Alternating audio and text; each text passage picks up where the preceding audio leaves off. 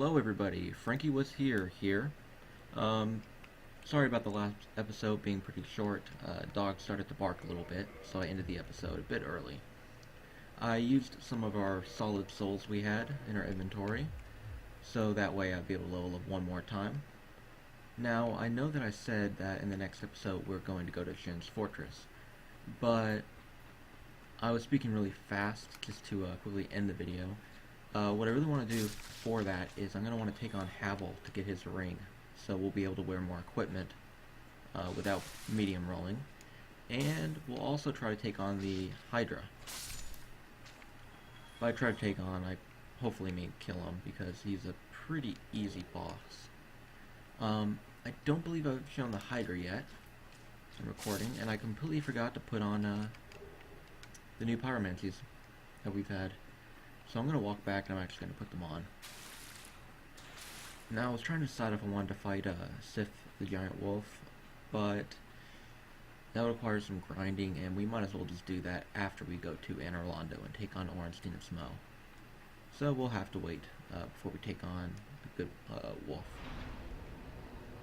So to switch your magic, you want to go to Attune Magic, and on my controller you can click X to take off a magic and you can put them on. So I'm going to put on, I don't know if I'm going to put on Great Magic, Great Chaos Fireball or what. I think I'll just put on Fire Orb and Combustion. Now Combustion's really good because it's almost an immediate, it's pretty good if an enemy's blocking. And Fire Orb, well, it's a giant Fire Orb. So we're going to sit down, get our pyromancies back, and start heading towards the Hydra / Havel. I believe we'll take on Havel first and then take on the Hydra, just because Havel's a more difficult opponent.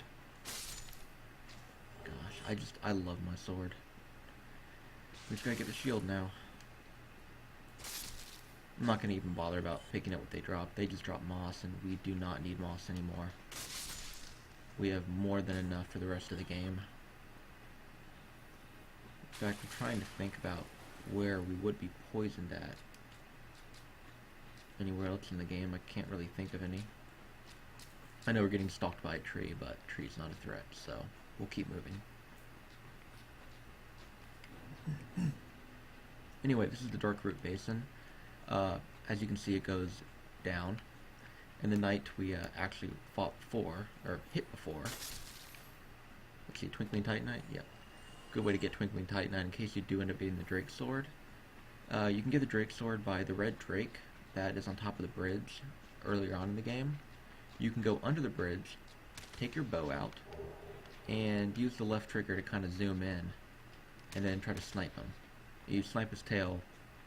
Depending on your dexterity, you have to hit a ton of times with a bow, and his tail will fall off and you get the Drake Sword. It's good if you want to collect every item. It's a decent weapon to start out with, but it's kinda cheap. I wouldn't recommend really using it, but if you're a beginner and you need to, and you don't feel comfortable without using like a sword, or you want a little bit of a head start, feel free to use it. As you can see, Havel already noticed us. Now we're going to open this up and we're going to run back. Hopefully we can get in here without him just destroying us. Okay, Havel, calm down, buddy. So the difficult thing about Havel is he will hit you like a truck.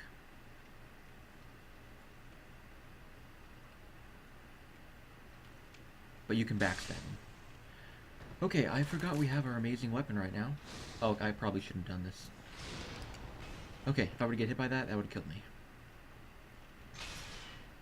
As you can see with how much stamina we have, that almost broke through all of our stamina, but we've leveled up stamina, so, Remember, we do have a plus 10 weapon with 24 strength. Havel's normally a lot more difficult than that.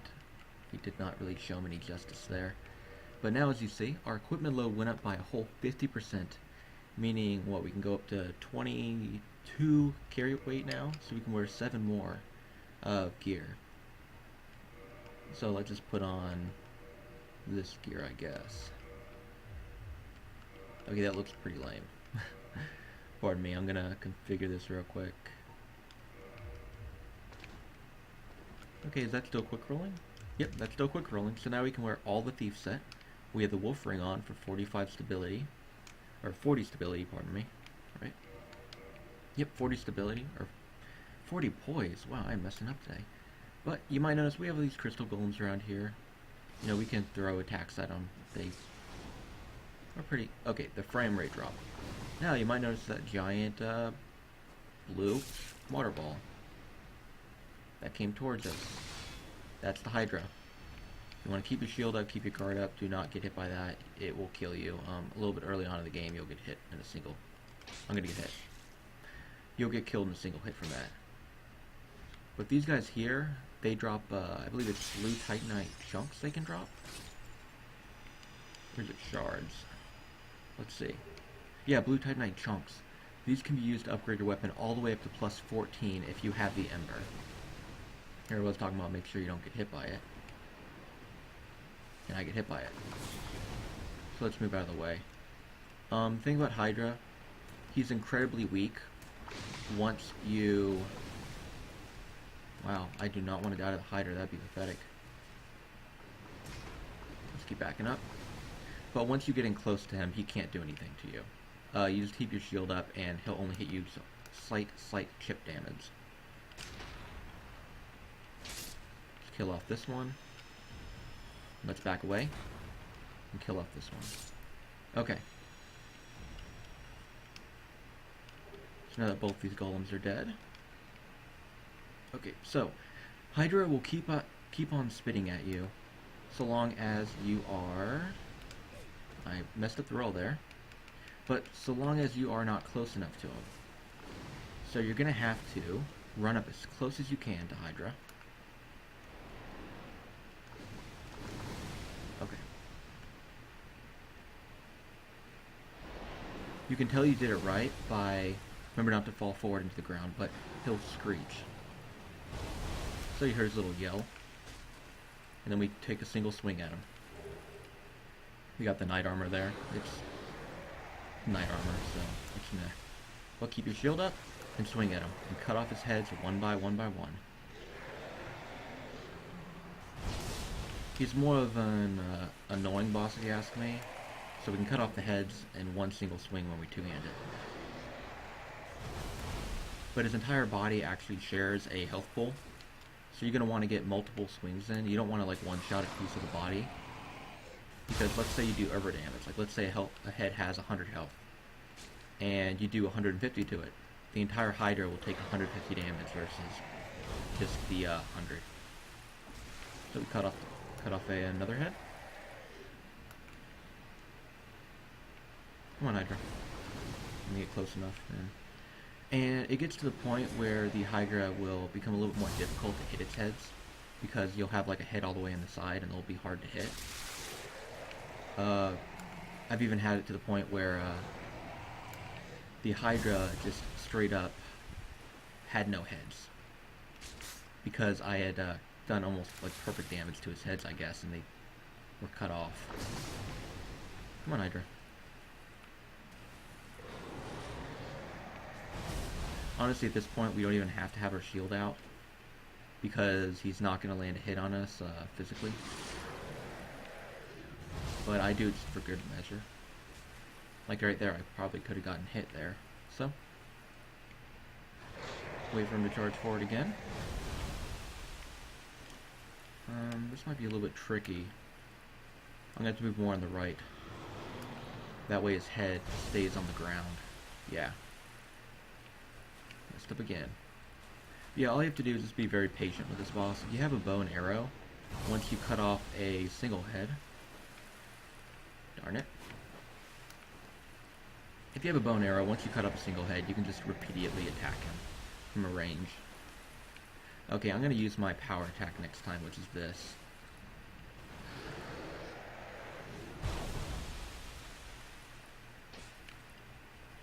Really showing my scrub lordness. Let's just try this next time. There we go. So we cut off that head. And now he has what, one head left? Two heads? I don't know how those didn't hit. Anyway, he'll take a minute to kill. And if you ever feel like you're moving too slow in the water, you can go back to the Undead Asylum. Sorry about that. I'll show you how to do that later. And you can get a ring, which will allow you to walk faster in water.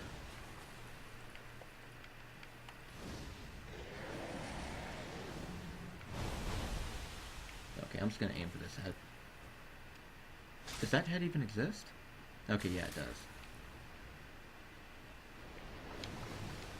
Spitting again. And keep her shield up.